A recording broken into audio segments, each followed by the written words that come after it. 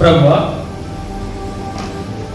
మేము చాలా నిష్ఠాతులు, well trained, మాకు అన్నీ తెలుసు, అదంతా శ్రమపడ్డాం, నువ్వు లోపలికి నడిపించమన్నాం, లోపలికి నడిపిస్తాం, అయినను నీ మాట చొప్పున వలేస్తాం.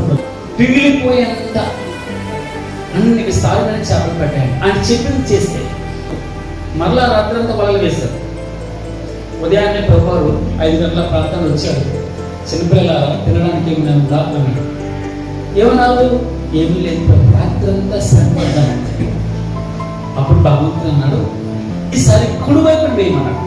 కుడివైపున అన్నాడు, రైట్ ప్లేస్, సరి అయిన ప్లేస్ లో వల వేస్తే విస్తారమైన 153 గొప్ప చేపలు పెట్టాడు. కట్టెపరిచాడు.